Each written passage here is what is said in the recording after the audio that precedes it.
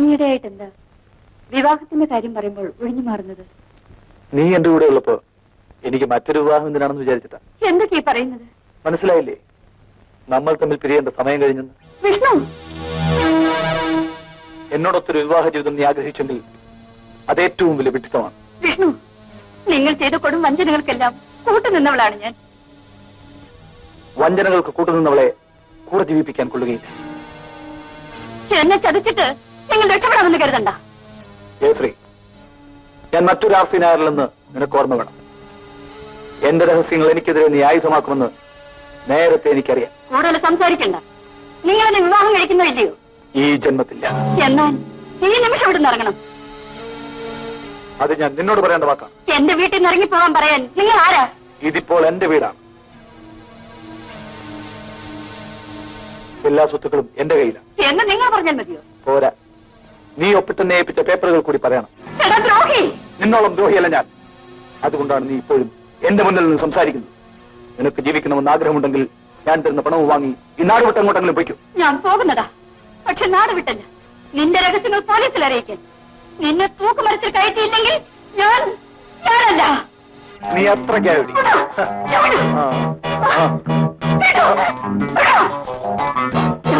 എന്നെ നീ ജീവനോട് വിടാൻ എനിക്കറിയും.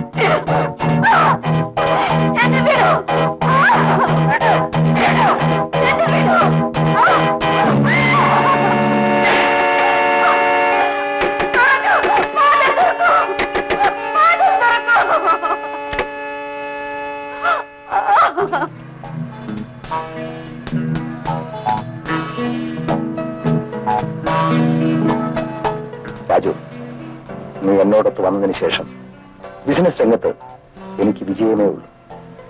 പക്ഷേ ഹാർബറിലായാലും എയർപോർട്ടിലായാലും നമുക്ക് മീതെ മേൽ വീശി പറക്കുന്ന കഴുകനാണ് വിഷ്ണു. അവനെ വീഴ്ത്തുക എന്നുള്ളതാണ് എന്റെ ലക്ഷ്യം. I appreciate your courage. പക്ഷേ പോലീസ് ഡിപ്പാർട്ട്മെന്റിൽ പണ്ട് എന്നെ ഭയപ്പെടുത്തിയിരുന്ന തമ്പി വീണ്ടും ട്രാൻസ്ഫർ ആയി ഇവിടെ വന്നിട്ടുണ്ട്. കമ്മീഷണർ തമ്പി? അതെ, ഇപ്പോൾ അയാളെയും കടത്തി വെട്ടിക്കൊണ്ട് മറ്റൊരു IPS കാരൻ വന്നിരിക്കുന്നു, രവീന്ദ്രൻ. പക്ഷേ ഭയപ്പെടേണ്ട കാര്യമില്ല.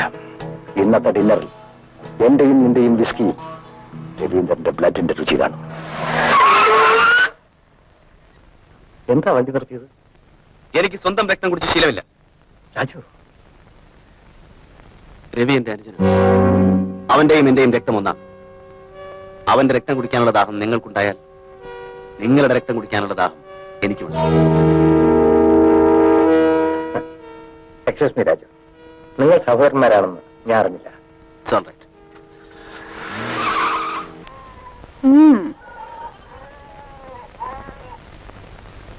ഇതൊക്കെ ഒരു തരം പകിട്ടാടി. പാലും മുട്ടയും വിറ്റാ കിട്ടുന്ന കാശ് എത്രയാണെന്ന് നമുക്കറിഞ്ഞൂടെ? അല്ലെന്നേ, ആ ചെറുക്കൻ കളിക്കുന്ന ഓരോ സാധനത്തിന് 200-300 ഉറുപ്പ്യ വിലയാണ്. എന്റെ കെട്ടിയം പറഞ്ഞല്ലേ? അതിനൊക്കെ ഒരു ഭാഗ്യം വേണോടി. മാപ്പിള മരിച്ചാലെന്താ ടെമ്പ്രാമത്തിക്ക് സുഖത്തിന് ഒരു കുറവുമില്ല.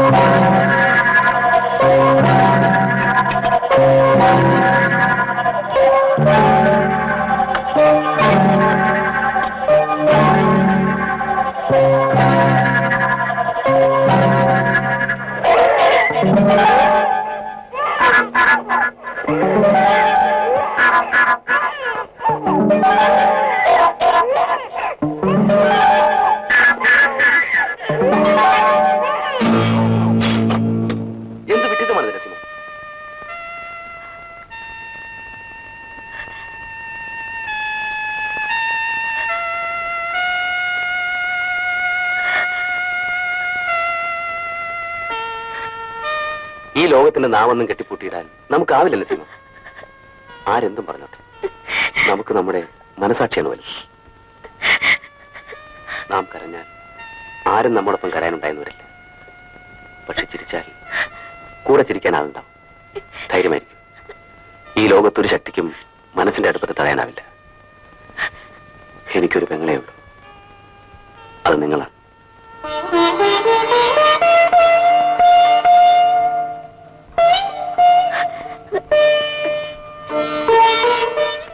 തോമസ്, ആയുധമെടുത്ത് കൊല്ലാനും ആയുധം കൊടുത്തു കൊല്ലിക്കാനും പഠിച്ചവനാണ് ഞാൻ. സാർ പറയുന്നത് DSP രവീന്ദ്രനും രാജുവും ജ്യേഷ്ഠാനന്ദന്മാരാണ്. കള്ളക്കടത്തുകാരെ പിടിക്കുവാൻ വേണ്ടിയാണ് രവീന്ദ്രനെ അപ്പോയിന്റ് ചെയ്തിരിക്കുന്നത്.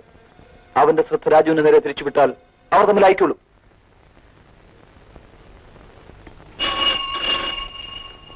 എനിക്കായിരിക്കും. Hello, yes, Raju speaking. ആ, വരാം. Okay, right. അമ്മേ, ഞാൻ ഉടനെ ഇനി വരാം. ഒന്ന് സമാധാനമായിട്ട് ആഹാരം കഴിക്കാൻ പോലും നിനക്ക് സമയമില്ലടാ. എനിക്ക് ഉടനെ പോകണം. പുതിയൊരു കൺസ്ട്രക്ഷൻ തുടങ്ങിയിട്ടുണ്ടമ്മേ. ഈ രാത്രി പോയിട്ട് എന്ത് ചെയ്യാനാ? നാളത്തെ വർക്കിന്റെ ഡിസ്കഷൻ ഉണ്ട്. എനിക്കായിരിക്കും. Hello, yes, I am Ravi here. നിങ്ങൾക്ക് സ്പെഷ്യൽ ഡ്യൂട്ടി കിട്ടിയതിൽ സന്തോഷിക്കുന്ന ഒരാളാണ് ഞാൻ. പക്ഷേ നിങ്ങളുടെ കൺമുമ്പിൽ നടക്കുന്ന കള്ളക്കടത്തൂടി പിടിക്കാൻ കഴിയാത്തത് കഷ്ടമായിപ്പോയി. നിങ്ങൾക്ക് സാമർഥ്യമുണ്ടെങ്കിൽ രാത്രി 12 മണിക്ക് ഓൾഡ് ഗാലറി കവർ ചെയ്യുക. അവിടെയാണ് ഏറ്റവും വലിയ കൈമാറ്റങ്ങൾ നടക്കുന്നത്. ഞാൻ ആരാണെന്ന് കേസ് പിടിച്ചതിന് ശേഷം പറയാം. Okay, thanks. ആരായിരുന്നു? എന്റെ ഫ്രണ്ട്.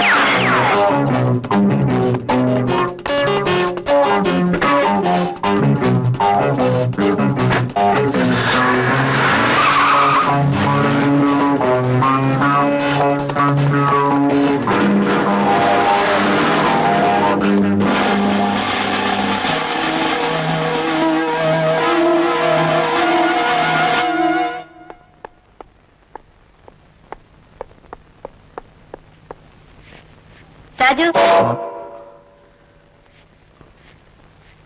എന്താ അമ്മേ? ഇന്നലെ രാത്രി നീ എവിടെയായിരുന്നു? സൈറ്റിൽ വെച്ച് പെട്ടെന്നൊരു നെഞ്ചുവേദന ഉണ്ടായി. ഡോക്ടറെ കണ്ട് ചെക്കപ്പ് ചെയ്തപ്പോ രാത്രി അവിടെ റെസ്റ്റ് ചെയ്യുമെന്ന് പറഞ്ഞു. അമ്മ അറിഞ്ഞാൽ വിഷമിക്കുന്നു കരുതി അറിയിക്കാഞ്ഞതാ. പറഞ്ഞു തീർന്നോ? എന്താ അമ്മ അങ്ങനെ ചോദിക്കുന്നത്? ഞാനൊരു കാര്യം ചോദിച്ചാൽ നീ സത്യം പറയും. എന്താ അമ്മേ? നിന്റെ ജോലി എന്താ? അൻവർ കൺസ്ട്രക്ഷൻ കമ്പനിയുടെ മാനേജിംഗ് പാർട്ണർ. അല്ല, ഞാൻ പറയാം.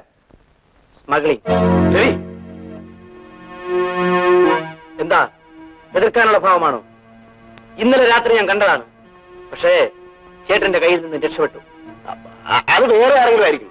നിനക്ക് സംശയം ഉണ്ടെങ്കിൽ വൈറ്റ് ഹോസ്പിറ്റലിൽ വിളിച്ചു വെച്ചു. ഇന്നലെ രാത്രി ഞാൻ അവിടെ ഉണ്ടായിരുന്നു. രക്ഷപ്പെടാനുള്ള പഴുതുകൾ നിങ്ങൾ എപ്പോഴും ഒരുക്കി വയ്ക്കാറുണ്ടല്ലോ. പക്ഷെ പോലീസിന്റെ ഫയലുകളിൽ ചേട്ടനെ കുറിച്ചുള്ള സകല വിവരങ്ങളുമുണ്ട്. അഥവാ അവർക്ക് തെറ്റുപറ്റിട്ടുണ്ടെങ്കിലും ഓർമ്മ വെച്ച നാൾ മുതൽ ചേട്ടനെ കാണുന്ന എന്റെ കണ്ണുകൾക്ക് തെറ്റുപറ്റില്ല. അമ്മ ഇവൻ പറയുന്നത് കള്ളമാണ്. ഒരു കൺസ്ട്രക്ഷൻ കമ്പനിയുടെ പാർട്ണർക്ക് അതിൽ നിന്ന് കിട്ടുന്ന വരുമാനം കൊണ്ട് ഇതെല്ലാം വാങ്ങിക്കൂട്ടിയെന്ന് പറഞ്ഞാ ഞങ്ങൾ വിശ്വസിക്കണമെന്നാണോ നീ പറയുന്നത്? അമ്മേ, ഞാൻ ഇനിയും ചേട്ടൻ വെറുതെ ഒളിച്ചളിക്കാൻ ശ്രമിക്കണ്ട. Behind every big fortune there is a crime. ഞങ്ങൾക്കെല്ലാം മനസ്സിലായി കഴിഞ്ഞു. You are a dirty smuggler. Yes, I am a smuggler. ഞാനൊരു കള്ളക്കടത്തുകാരനാണ്, കുറ്റവാളിയാണ്, രാജ്യദ്രോഹിയാണ്.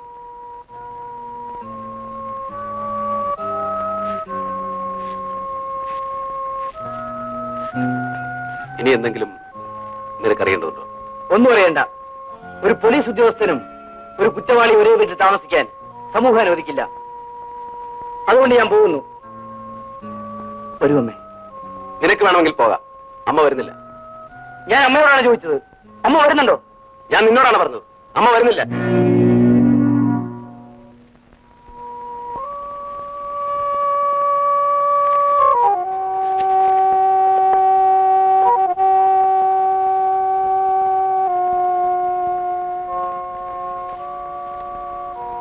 രാജു,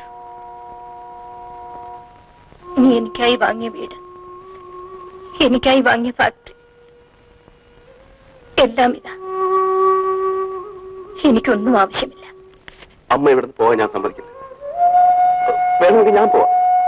എന്നാലും അമ്മയ്ക്കായി ഞാൻ വാങ്ങിയ ഈ വീട്ടിൽ നിന്നും അമ്മ പോകരുത്. പണം കൊണ്ട് വാങ്ങാവുന്നതെല്ലാം നീ വാങ്ങി നിന്റെ സ്വന്തമാക്കി. ഇപ്പോ നിന്റെ അമ്മയെ വിലയ്ക്ക് വാങ്ങാൻ നോക്കുകയാണ്. അമ്മേ, ഞാൻ പോകുന്നു. അത് തീരുമാനിച്ച കാര്യമാണ്.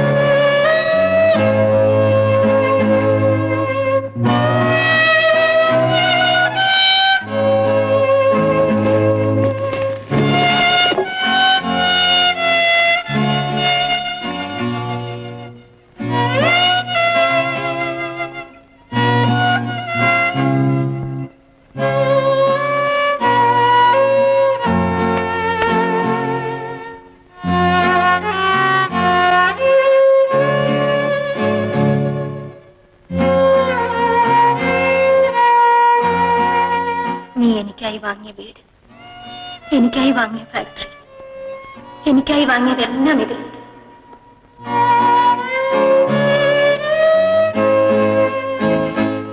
പണം കൊണ്ട് വാങ്ങാവുന്നതെല്ലാം നീ വാങ്ങി നിന്നെ സ്വന്തമാക്കി. ഇപ്പോ നീ നിന്റെ അമ്മയും വിലയ്ക്ക് വാങ്ങാൻ നോക്കുകയാണ്.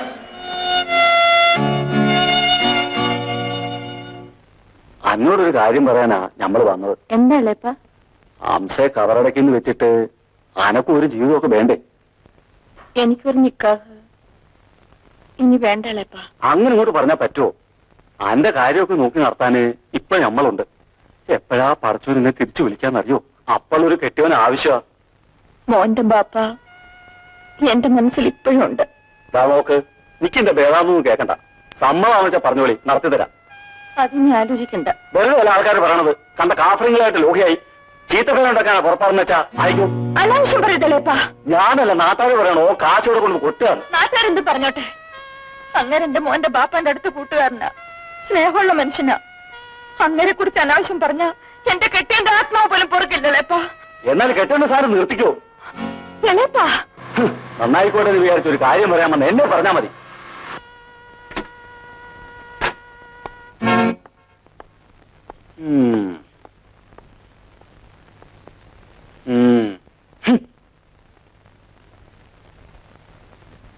രാജു, എന്താ ഇത് രാജു? എനിക്കാരുമില്ല നസീമ, എനിക്കാരുമില്ല. അമ്മയ്ക്കും അനുജനും എന്നെ വേണ്ട. എന്നെ വിട്ട് എല്ലാരും പോയി. ഇനി നാളെ നസീമ കൂടെ എന്നെ തള്ളി പറഞ്ഞാൽ. കരയാതെ രാജു, കരയാതെ രാജു, കരയാതെ.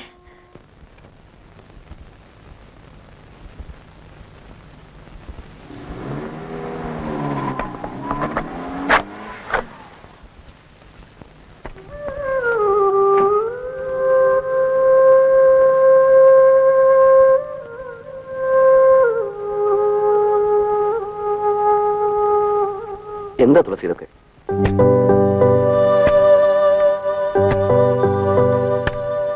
എന്ത് പറ്റും? എല്ലാം വിധിയാണ് മോനെ. പോർട്ടിലുണ്ടായ ഒരു അപകടത്തിൽ എന്റെ കാല് നഷ്ടപ്പെട്ടു. അതിനുശേഷം നിന്നെ കാണാൻ ഞാൻ പലപ്പോഴും വീട്ടിൽ വന്നിരുന്നു. മോൻ അവിടെ ഉണ്ടായിരുന്നില്ല. ഞാൻ വീട്ടിൽ വന്നപ്പോഴാണ് മൂപ്പം വന്നവരറിഞ്ഞത്. എന്താ ഇതൊക്കെ? ഞങ്ങൾ നാട്ടിലേക്ക് പോവുകയാണ് മോനെ. എന്റെ മനസ്സിൽ എന്തൊക്കെയോ ആഗ്രഹങ്ങളുണ്ടായിരുന്നു. എന്റെ തുളസിയുടെ വിവാഹം കഴിഞ്ഞ് അവൾ സന്തോഷമായി ജീവിക്കുന്നത് കണ്ടുകൊണ്ട് കണ്ണടയ്ക്കണമെന്നല്ല. ഒന്നും നടന്നില്ല മോനെ. അവളുടെ മനസ്സ് നിറയെ നീയായിരുന്നു.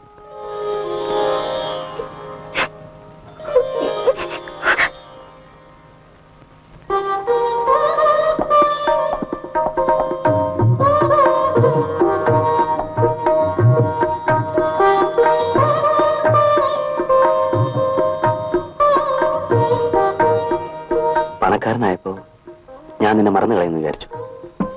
എനിക്കറിയാം രാജേട്ടൻ ഒരിക്കലും എന്നെ മറക്കില്ലെന്ന്.